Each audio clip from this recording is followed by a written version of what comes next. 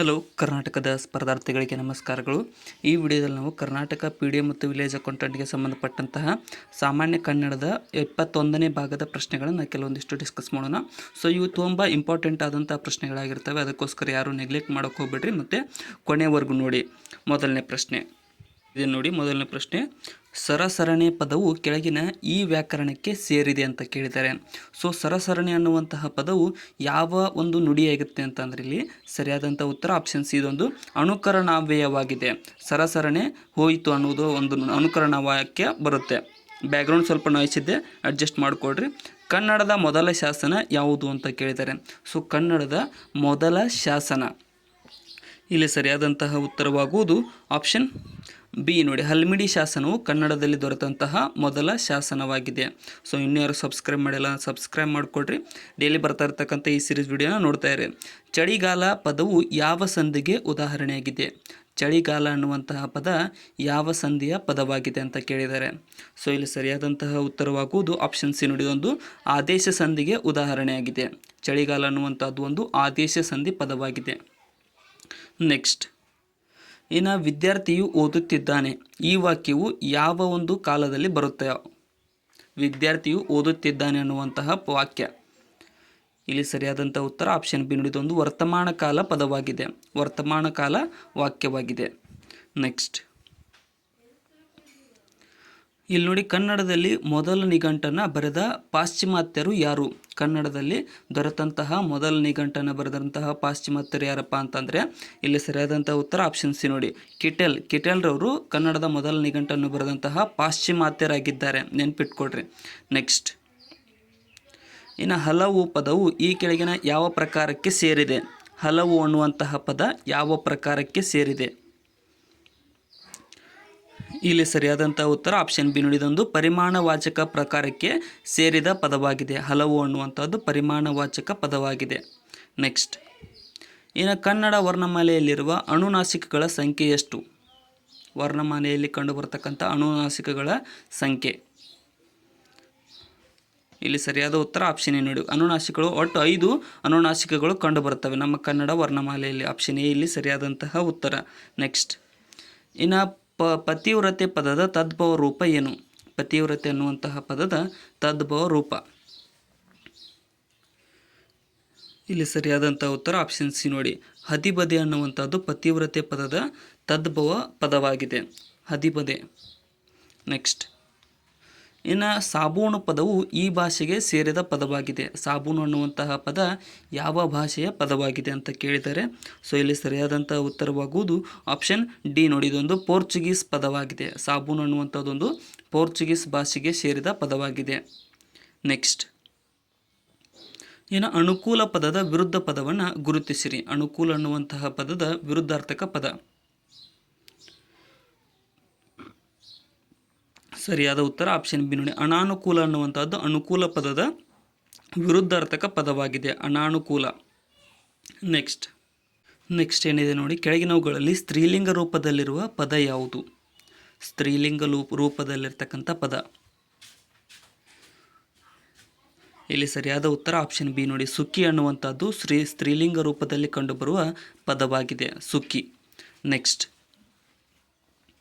ಇನ್ನು ದೇವರು ವರ ಕೊಟ್ಟರು, ಈ ಗಾದೆಯನ್ನು ಪೂರ್ಣಗೊಳಿಸಿ. ದೇವರು ವರ ಕೊಟ್ಟರು ಡ್ಯಾಶ್ ಅಂತ ಇದೆ. ಇಲ್ಲಿ ಸರಿಯಾದಂಥ ಉತ್ತರ ಆಪ್ಷನ್ ಎ ನೋಡಿ, ಪೂಜಾರಿ ಕೊಡಲಿಲ್ಲ. ದೇವರು ವರ ಕೊಟ್ಟರು ಪೂಜಾರಿ ಕೊಡಲಿಲ್ಲ ಅನ್ನುವಂಥದ್ದು ಗಾದೆಯ ಪೂರ್ಣ ರೂಪವಾಗಿದೆ. ನೆಕ್ಸ್ಟ್, ಜೈಮಿನಿ ಭಾರತ ಕೃತಿಯನ್ನು ರಚಿಸಿದವರು ಯಾರು? ಜೈಮಿನಿ ಭಾರತ ಅನ್ನುವಂತಹ ಕೃತಿಯ ರಚನಾಕಾರರು ಇಲ್ಲಿ ಸರಿಯಾದಂಥ ಉತ್ತರ ಆಪ್ಷನ್ ಸಿ ನೋಡಿ, ಲಕ್ಷ್ಮೀಶನು ಜೈಮಿನಿ ಭಾರತ ಕೃತಿಯನ್ನು ರಚಿಸಿದವರಾಗಿದ್ದಾರೆ, ಲಕ್ಷ್ಮೀಶ. ನೆಕ್ಸ್ಟ್, ಇನ್ನು ತೋಳವು ಹಳ್ಳಕ್ಕೆ ಬಿದ್ದಿತು, ಗೆರೆ ಎಳೆದ ಪದದಲ್ಲಿರುವ ವಿಭಕ್ತಿ ಪ್ರತ್ಯಯ ಯಾವುದು? ಹಳ್ಳಕ್ಕೆ ಅನ್ನುವಂತಹ ಪದದಲ್ಲಿರುವ ವಿಭಕ್ತಿ ಪ್ರತ್ಯಯ ಇಲ್ಲಿ ಸರಿಯಾದಂಥ ಉತ್ತರ ಆಪ್ಷನ್ ಬಿ ನೋಡಿ, ಚತುರ್ಥಿ ವಿಭಕ್ತಿ ಪ್ರತ್ಯಯ ಇಲ್ಲಿ ಕಂಡುಬರುತ್ತೆ. ತೋಳವು ಹಳ್ಳಕ್ಕೆ ಬಿದ್ದಿತು ಅನ್ನೋದರಲ್ಲಿ ಹಳ್ಳಕ್ಕೆ ಅನ್ನುವಂಥ ಪದವು ಚತುರ್ಥಿ ವಿಭಕ್ತಿ ಪ್ರತ್ಯಯವಾಗಿರುತ್ತದೆ. ಇನ್ನು 4 ಸಾಲುಗಳಿಂದ ಕೂಡಿದ ಪದ್ಯವನ್ನು ಹೀಗೆ ಕರೆಯುತ್ತಾರೆ. 4 ಸಾಲುಗಳಿಂದ ಕೂಡಿದ ಪದ್ಯವನ್ನು ಯಾವ ರೀತಿ ಕರೆಯುತ್ತಾರೆ ಅಂತ ಅಂದರೆ ಇಲ್ಲಿ ಆಪ್ಷನ್ ಬಿ ನೋಡಿ, ಕಂದ ಪದ್ಯ ಎಂದು ಕರೆಯಲಾಗುತ್ತದೆ.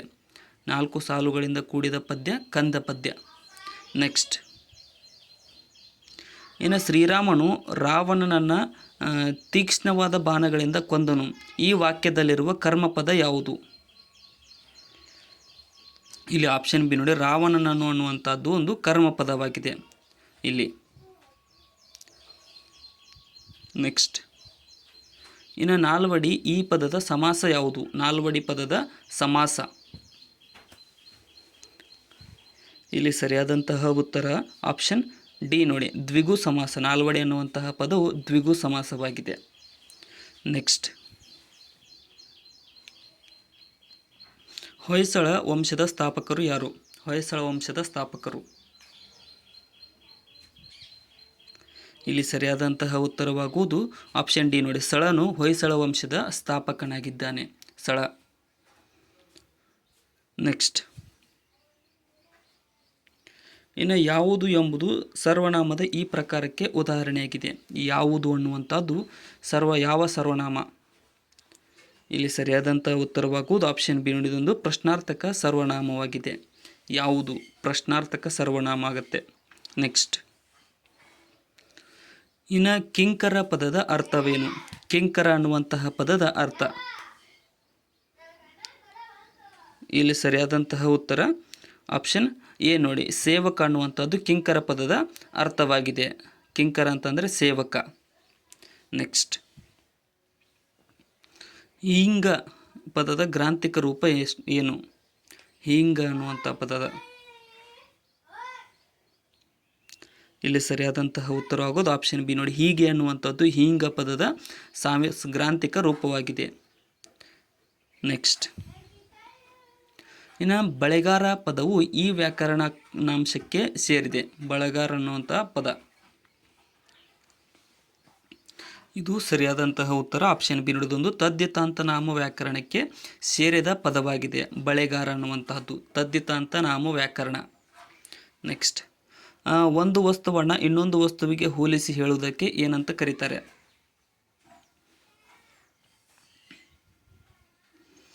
ಇಲ್ಲಿ ಸರಿಯಾದಂಥ ಉತ್ತರ ಆಪ್ಷನ್ ಏನು, ಉಪಮಾಲಂಕಾರ ಅಂತ ಕರೀತಾರೆ. ಒಂದು ವಸ್ತುವನ್ನು ಇನ್ನೊಂದು ವಸ್ತುವಿಗೆ ಹೋಲಿಸಿ ಹೇಳುವುದಕ್ಕೆ ಉಪಮಾಲಂಕಾರ ಅಂತ ಕರೆಯಲಾಗುತ್ತದೆ. ಸೊ ಇಲ್ಲಿಗೆ ಇವತ್ತಿನ ನಮ್ಮ ಸಾಮಾನ್ಯ ಕನ್ನಡದ ಪ್ರಶ್ನೆಗಳು ಮುಕ್ತಾಯಗೊಂಡಿದ್ದಾವೆ. ಕೊನೆವರೆಗೂ ನೋಡಿದ್ದಕ್ಕೆ ಎಲ್ಲರೂ ಧನ್ಯವಾದಗಳು. ವಿಡಿಯೋನ ಆದಷ್ಟು ನಿಮ್ಮ ಫ್ರೆಂಡ್ಸ್ಗೆ ಶೇರ್ ಮಾಡಿ. ಮತ್ತು ಏನಾದರೂ ತಪ್ಪು ಅನಿಸಿದರೆ ಕಮೆಂಟ್ ಸೆಕ್ಷನ್ದಲ್ಲಿ ಕಮೆಂಟ್ ಕೂಡ ಮಾಡಿ. ಮತ್ತು ಏನಪ್ಪ ಅಂತಂದರೆ ಈ ವಿಡಿಯೋ ಸಿರೀಸ್ ಡೈಲಿ 12 ಗಂಟೆಗೆ ಬರ್ತಾ ಇರುತ್ತೆ, ಅದನ್ನು ಕೂಡ ನೋಡ್ತಾ ಇರಿ. Thank you so much.